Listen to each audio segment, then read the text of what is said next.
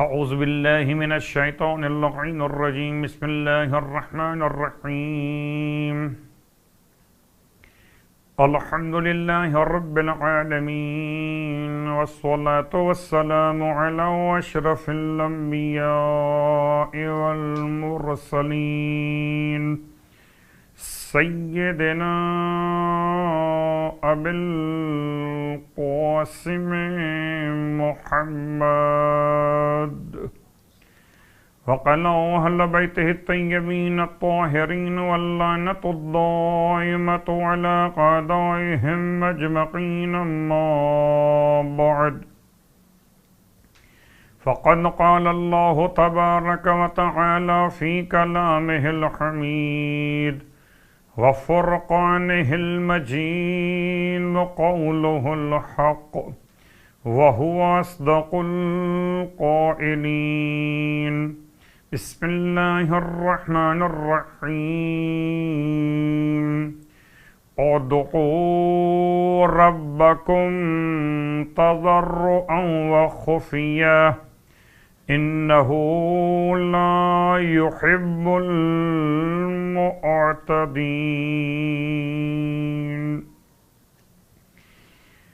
تمام تعریفیں اس خدائے بزرگ و برتر کے لیے جس نے عالم اسلام کے لیے، اہل ایمان اور عالم انسانیت کے لیے عید الاضحیٰ کی رات کو عبادت کی رات قرار دیا، اور تمام ہدیہ درود و سلام و نزوات مقدسات کے لیے کہ جن کے طریقہ عبادت نے انسان کو خدا سے قربت کا راستہ سمجھا دیا۔ الحمدللہ الذی جعلنا من المتمسکین بالقرآن العظیم واجعلنا من المتمسکین بولایت علی بن ابی طالب علیہ السلام، وجعلنا وإياكم إن شاء الله من الطالبين بصره أوليه الإمام المهدي من آل محمد علیہم السلام۔ اما بعد، شکر خداوند متعال کہ پروردگار عالم نے ایک موقع اور عطا کیا اپنے ذکر اور اپنی عبادت کے لیے۔ آپ کی خدمت مقدس میں شب عید الضحیٰ یا شب عید الاضحیٰ کے عنوان سے حاضر خدمت۔ یقیناً رات کی اہمیت دن کے اعتبار سے اور دن کا مقام رات کے حوالے سے، جیسے کہ لیلۃ القدر کے ساتھ یوم القدر، جیسے کہ لیلۃ الجمعہ کے ساتھ یوم الجمعہ، جیسے کہ لیلۃ المبعث کے ساتھ یوم المبعث، اسی انداز سے عبادتوں کے تسلسل میں اس رات کی اہمیت کو بیان کرنا مقصود ہے۔ سرنامہ کلام میں آپ کی خدمت مقدس میں سورہ مبارکہ الاعراف کی آیت نمبر 55 کی تلاوت کا شرف حاصل کیا گیا۔ اہل ایمان اور اہل اسلام کی خدمت میں اس رات کی مبارکباد پیش کرتا ہوں، اور ہم اور آپ مل کر حجت خدا امام زمانہ علیہ السلام کی خدمت مقدس میں اس رات کی اہمیت کے اعتبار سے تبریک اور تہنیت پیش کرتے ہیں۔ اسے عید کی رات کہیے چونکہ اس رات میں اور عید الفطر کی رات میں ایک فرق ہے، وہاں ماہ رمضان المبارک کا تسلسل اور یہاں قربانی کے جانور کی دیکھ بھال کی ذمہ داری۔ ان دونوں عنوان میں ایک خاص فرق کہ وہاں تو شب عید وہ چاند رات شمار کی جاتی ہے، اور یہاں شب عید شب مزدلفہ، اور پہلے عشرے کی آخری شب شمار کی جاتی ہے، اس اعتبار سے کہ دونوں میں ایک اتحاد بھی ہے کہ عید الفطر کا عنوان واقع ہوا ماہ رمضان کے روزوں کے اختتام پر، اور یہاں ماہ ذی الحجۃ الحرام کے 9 روزے جیسے ہی مکمل ہوئے 10واں دن اب روزے کا عنوان نہیں، اب عید کا عنوان ہے، تو وہاں 29 یا 30 روزوں کے بعد عید، اور یہاں 9 روزوں کے بعد عید کا عنوان، وہاں شب عید کا عنوان شب رؤیت ہلال کے اعتبار سے، اور یہاں شب عید کا عنوان عرفہ کا دن گزار کر، حج بیت اللہ الحرام کا عنوان گزار کر پھر یہ رات آتی۔ اب آئیے غور کیجئے کہ آیت کی تلاوت کے ساتھ آپ کی خدمت مقدس میں آج رات کی اہمیت میں دعا مانگنے کا حوالہ، اور تمام مومنین اور مومنات سماعت پر فرمائیں، بالخصوص مولا کائنات علی ابن ابی طالب علیہ السلام کی سیرت کا بیان آج کی رات کے حوالے سے۔ 2 قسم کی ذمہ داریاں، ایک مزدلفہ اور ایک پوری دنیا بھر میں عام مقامات پر، اور اس میں بالخصوص روضہ سرکار سید الشہداء امام حسین علیہ السلام کے روزے پر زیارت کے لیے جانے والوں کی اہمیت۔ لیکن پہلے آیت کا ترجمہ آپ کی خدمت میں عرض کر دیا جائے۔ سورہ اعراف کی آیت نمبر 55 میں پروردگار عالم نے ارشاد فرمایا، ادعوا ربکم، تم اپنے رب کو پکارو، آواز دو، دعا کرو، اپنے رب سے مانگو۔ ادعوا ربکم صیغہ امر ہے، ادعو مانگو، تم دعا مانگو، سوال کرو، حاجت طلب کرو، کس سے؟ اپنے پالنے والے سے۔ اور جب بات پالنے والے کی آئے تو رب مہربان، جیسے کہ ماں مہربان، اس سے 70 گنا زیادہ رب کی مہربانیاں۔ اور یہ 70 کا مطلب یہ گنتی کا عنوان نہیں ہے کہ 70 ماؤں کی محبت جمع کریں گے تو خدا کی محبت سمجھ میں آ جائے گی، بلکہ کثرت مراد ہے کہ ماؤں کی محبت اگر کثیر جمع ہو جائے تو رب کی محبت کا عنوان سامنے آتا ہے۔ ادعوا ربکم، تم اپنے رب کو آواز دو، پکارو۔ کیسے پکارو؟ تضرعا و خفیہ، ایسے پکارو کہ گریہ و زاری کی حالت ہو، و خفیہ اور آہستہ آہستہ پکارو۔ انہ لا یحب المعتدین، کہ بے شک کہ پروردگار عالم حد سے تجاوز کرنے والوں کو پسند نہیں کرتا۔ ویسے عام طور پر دعا مانگتے ہوئے 2 رویے ہوتے ہیں صاحبان ایمان کے۔ ایک زور زور سے خدا سے مانگنا، جیسے کہ ان کی آواز خدا تک جب پہنچے گی جب وہ زور سے کہیں گے، حالانکہ ایسا نہیں ہے۔ قرآن تو بتا رہا ہے کہ تم اپنے رب کو آواز دو، خفیہ، آہستہ آہستہ انداز میں، پوشیدہ طور پر، تضرعاً، گریہ و زاری کی حالت میں۔ جیسے کہ دعا کی قبولیت میں ایک خاص اثر انسان کی آنکھوں سے بہنے والے آنسوؤں کا، تضرعاً و خفیہ، یہ 2 صفت بیان کیے گئے، یہ 2 حالتیں بیان کی گئیں کہ رب کی بارگاہ میں دعا مانگنے کا انداز کیسا ہونا چاہیے۔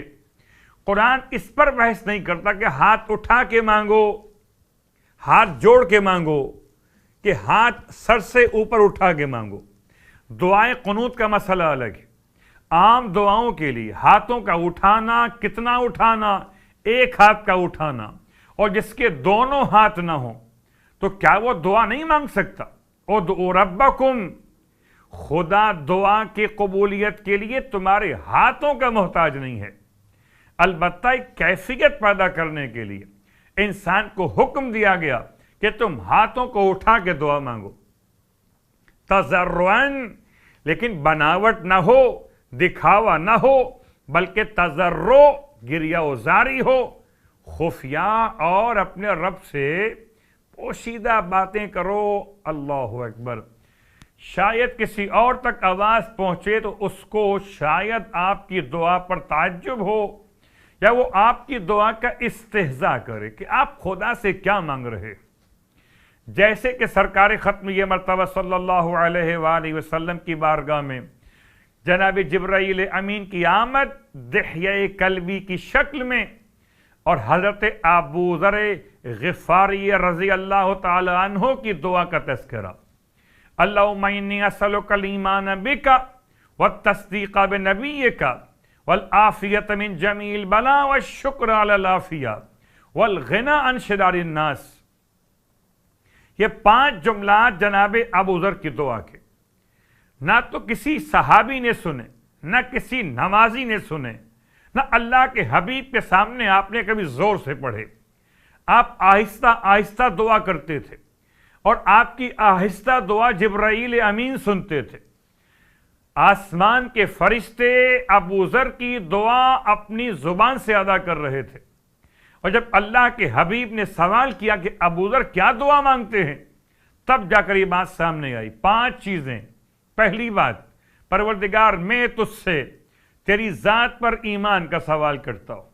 آج کی رات دعا کی رات ہے، آج کی رات عبادت کی رات ہے، آج کی رات بیداری عبادت کے لیے انسان کی تیاری کی رات ہے، کل قربانی پیش کرنا ہے۔ آج کی رات بالکل ایسے جیسے شب عاشور کی قربانی سے پہلے، آج کی رات قربانی سے پہلے ایک رات ہے، اپنے آپ کو آمادہ کر لینا چاہیے دعا کے لیے، عبادت کے لیے۔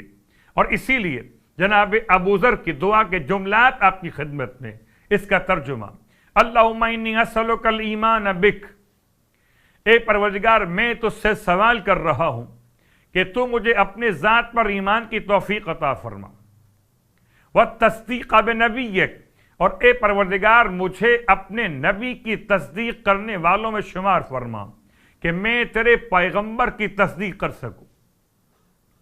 عجیب بات ہے، ایمان اور ایمان کے بعد تصدیق رسالت ابو ذر کی دعا میں، اور یہی دعا ابو ذر سے سن کر آسمان کے فرشتے مانگ رہے ہیں۔ تو اگر کوئی آپ سے سوال کرے کہ آج کی رات کیا مانگنا چاہیے، تو شاید آپ سوچیں، اپنے آپ پر مشاہدہ کریں، غور کریں کہ آپ کے پاس کیا کچھ نہیں ہے وہ مانگ لیتے ہیں۔ آپ کے پاس بیٹا نہیں ہے، مثلا اولاد ہے، بیٹیاں ہیں، بیٹا نہیں ہے، تو آج کی رات بیٹا مانگ لیتے ہیں۔ آپ کے پاس بیٹے اور بیٹیاں دونوں ہیں، مکان نہیں ہے، مکان مانگ لیتے ہیں۔ آج کی رات کاروبار مانگ لیتے ہیں۔ تو جو نہیں ہے وہ مانگ لیں۔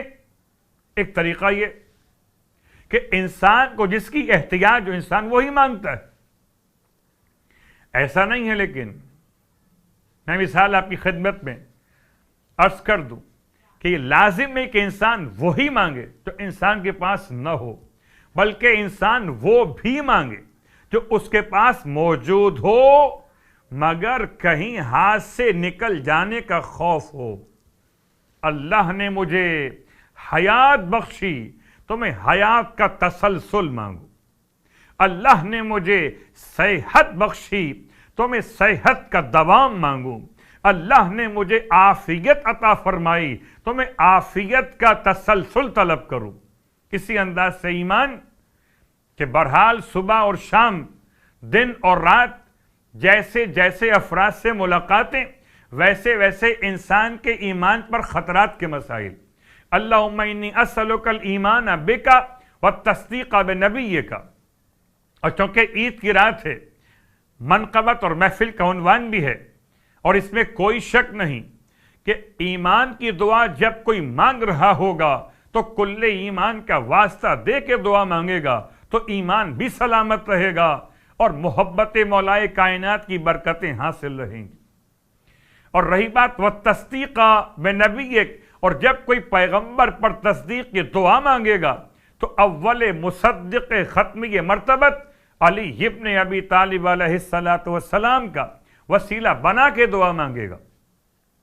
تو ہے ہم سب کے پاس ایمان بھی، ہم سب کے پاس رسالت کی تصدیق اور کلمہ بھی ہے، لیکن اس کے باوجود آج کی رات میں اور ہر قبولیت کے دعا کے لمحات میں ان دعاؤں کا مانگنا سنت ابوذر، محبت پیغمبر اور طریقہ فرشتگان پروردگار آسمانوں پر۔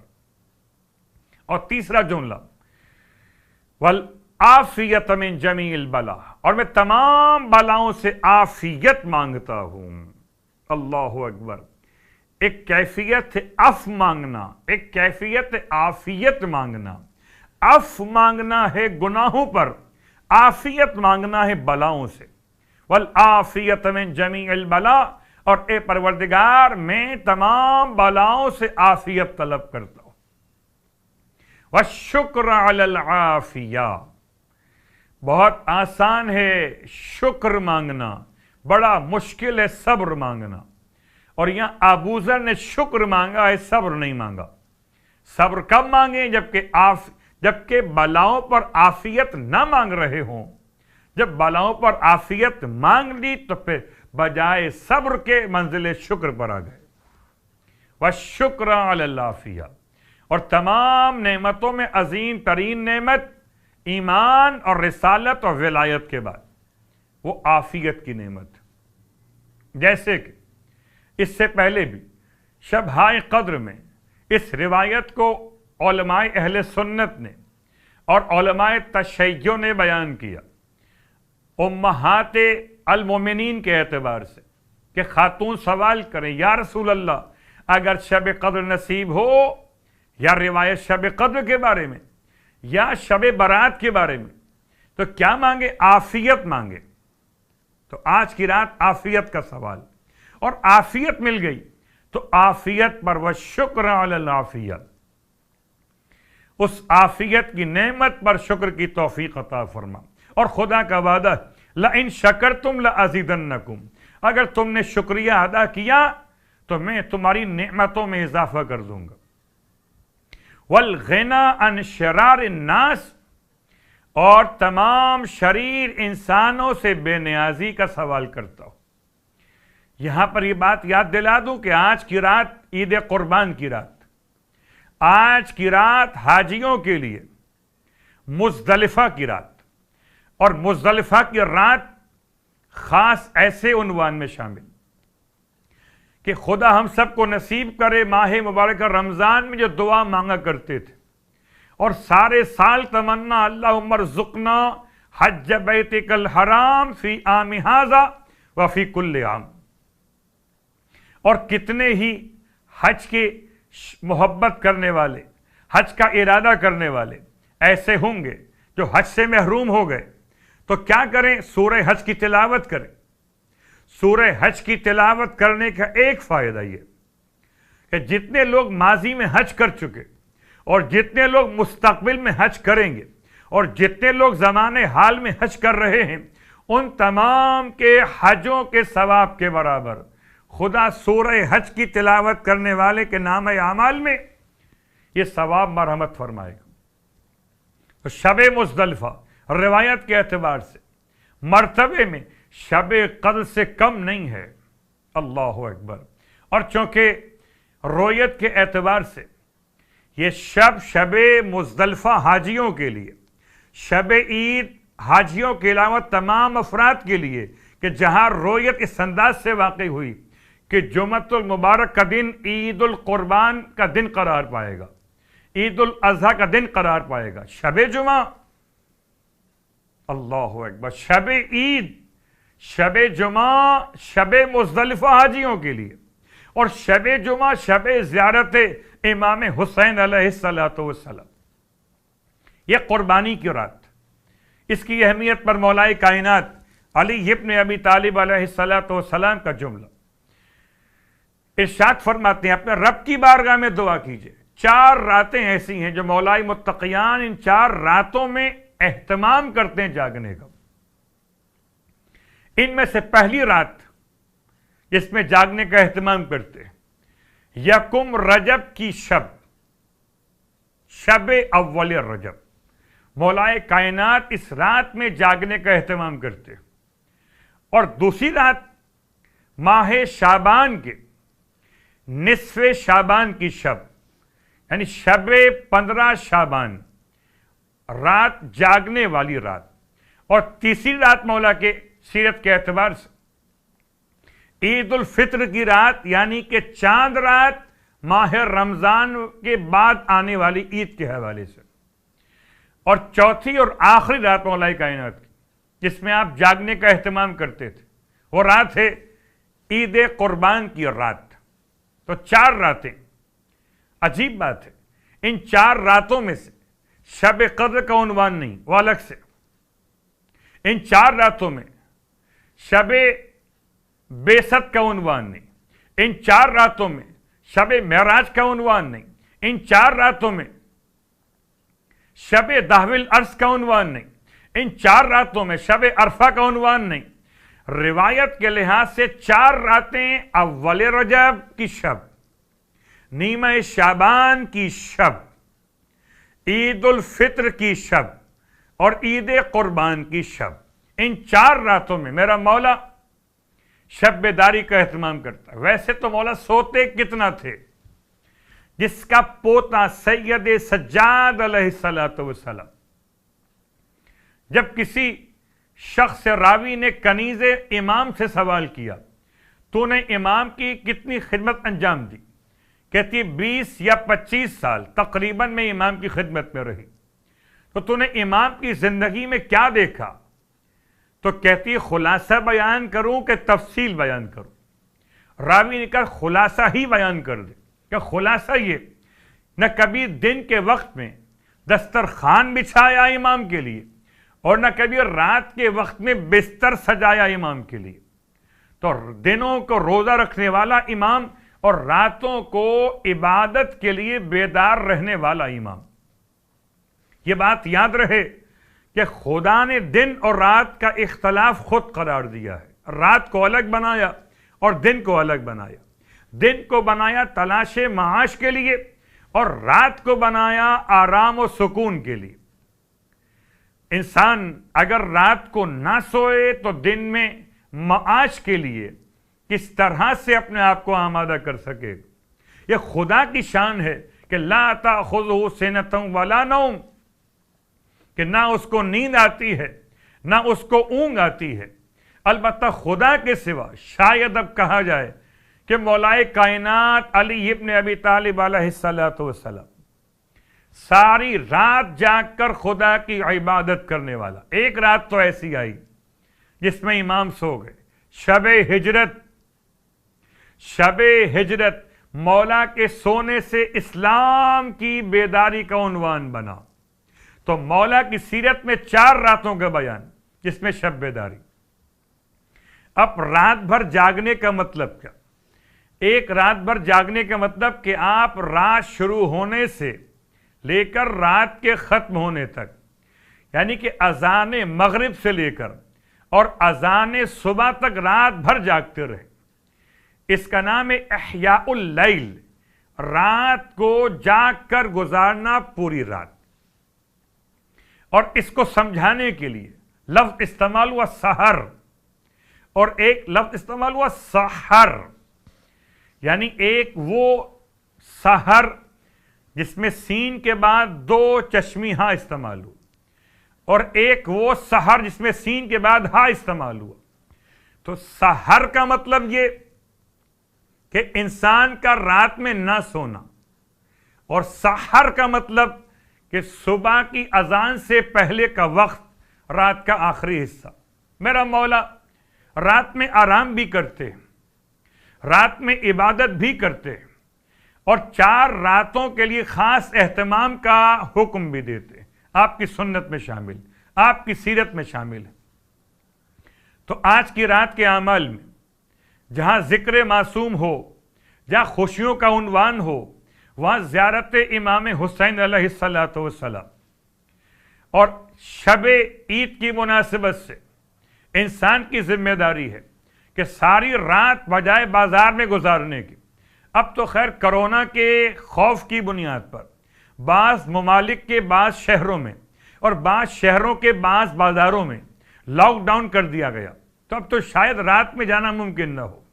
تو رات میں کیا کریں؟ عبادت کیجئے، بجائے اس کے کہ انسان حیوانات کے ساتھ رات میں سڑکوں پر اپنے قربانی کے حیوانات کی نمائش کرے، اس سے بہتر یہ ہے کہ انسان رات بھر خدا کی بارگاہ میں ایسے تیاری کرے قربانی کی جیسے کہ شب عاشور۔ اور چونکہ آپ کی خدمت مقدس میں تمام تر تذکرہ اب بذریعہ نشریات یا آن لائن ہو رہا ہے، اور چونکہ پہلے نظام فرشی تھا، اب نظام عرشی ہو گیا۔ پہلے لوگ ساتھ بیٹھ کر ساتھ ہوتے تھے، اب دور بیٹھ کر ساتھ ہو گئے۔ سبحان اللہ! سمجھیے تو مثبت اور مفید عنوان سمجھ میں آتے، لیکن ذمہ داری ہے تمام اہل ایمان کی، تمام صاحبان ایمان کی، کہ اپنے مراکز کو آباد رکھیں اور ان کے دامے اور درہمیں اور سخنیں ڈونیشن کی ذمہ داریوں کو ادا کر، کہ بہرحال خدمت تو مسلسل ہے، نظام فرش میں ہو کہ نظام عرش میں ہو۔ بس فرق یہ کہ نظام فرش میں تھا تو پابندی تھی سرحد و زمان و مکان کی، اور جب سے نظام عرشی ہو گیا تو سرحد کی پابندیاں ختم ہو گئیں، مکان کی پابندی ختم ہو گئی۔ دنیا میں کہیں بھی ہو، ذکر آل محمد کے لیے اگر مربوط ہو جائے، ربط بنا لے، تو پیغام آل محمد اس تک پہنچ سکے گا۔ اور چونکہ ذمہ داری بیان کرتے ہوئے یہ بات یاد دلا دوں کہ عید کی رات میں محفل و منقبت انشاءاللہ پروردگار وہ دن نصیب کر جب مزدلفہ کی رات نصیب ہو۔ کیا حجاج کا انداز، کیا نکل کے عرفات سے مزدلفہ میں رات گزارنا، اور مزدلفہ میں رات گزارنے کے بعد عید قربان منانے کے لیے، واجبات حج کو ادا کرنے کے لیے منی کے علاقے میں داخل ہونا۔ اور چونکہ روایت امام محمد باقر علیہ الصلوۃ والسلام اسی ذی الحج کے پہلے عشرے میں، ان تمام راتوں میں سے ایک رات ایسی گزری جسے پروردگار نے وَلَيَالٍ عَشْرٍ کے نام سے یاد کیا، یعنی شب شہادت معصوم، ایک رات شب شہادت سفیر حسین، اور ایک رات اس 10 دنوں کی عنوان میں شب نکاح سیدہ فاطمۃ الزہرا و مولائے کائنات علی ابن ابی طالب علیہم الصلوۃ والسلام کہ اس سلسلے گفتگو کو مکمل کرتے ہوئے کہ جہاں آج کی رات میں دعاؤں کا سلسلہ، جہاں آج کی رات میں عبادتوں کا پیغام، یاد رکھیے مولائے کائنات علی ابن ابی طالب علیہ الصلوۃ والسلام کے الفاظ کے اعتبار سے اپنے آپ کو گناہوں سے بچانا ہی انسان کے لیے عید کا عنوان ہے۔ تو آج کی رات میں بھی اپنے آپ کو بچائیے غیبت سے، تہمت سے، گناہوں سے، آنکھوں کے گناہوں کہ کانوں کے گناہوں، زبان کے گناہوں کہ انسان کے خیالات کے گناہوں، تمام گناہوں سے اپنے آپ کو بچاتے ہوئے چلیے، تاکہ مولا کی بارگاہ میں اس طرح سے آج کی رات کی برکتیں حاصل کر سکے کہ آج یہ رات تو گزاریں گے شب جمعہ اپنے شہروں میں، خدا کرے کبھی گزاریں کربلا معلیٰ میں، خدا کرے کبھی گزاریں مزدلفہ میں، اور عبادت کے لطف کو حاصل کریں، اور جتنا ممکن ہو سبحان اللہ والحمد للہ ولا الہ الا اللہ واللہ اکبر، ان تمام تر کلمات عبادت کے ساتھ رات کون کون سے اعمال انجام دیے جائیں۔ اعمال کے لیے مخصوص اعمال تو بہت کم بیان ہوئے، البتہ زیارت امام حسین علیہ الصلوۃ والسلام، نماز شب، اپنی نماز قضاء عمری، اور اس کے علاوہ ذکر خدا کی تسبیحات۔ انشاءاللہ پروردگار ہم سب کی عبادات کو اپنی بارگاہ میں شرف قبولیت عنایت فرمائے۔ پھر میں آپ کی خدمت میں کہوں گا کہ ایام عزا قریب ہیں، اور سلسلہ آن لائن ہی اس طرح آگے بڑھے گا کہ نظام عرشی رہے گا، اور اس میں پھر تمام تر اداروں کے ساتھ آپ کی معاونت کہ تعاونوا علی البر والتقوی کی بنیاد پر انشاءاللہ پروردگار ہم سب کے رزق میں خیر و برکت عنایت فرمائے۔ تمام تر مراکز کو، تمام تر امام بارگاہوں کو پروردگار مزید ترقی اور کامیابی عطا فرمائے، اور پھر تمام انتقال کر جانے والوں کے لیے پروردگار کی بارگاہ میں دعا کہ پروردگار تمام محرومین کی مغفرت فرمائے، پروردگار واسطہ محمد و آل محمد کا شب عید، شب برکت، شب رحمت، شب زیارت مولا حسین قرار دے، شب ظہور امام زمان قرار دے انشاءاللہ، اور ہم سب کو امام علیہ السلام کے خدمت گزاروں میں شامل فرمائے۔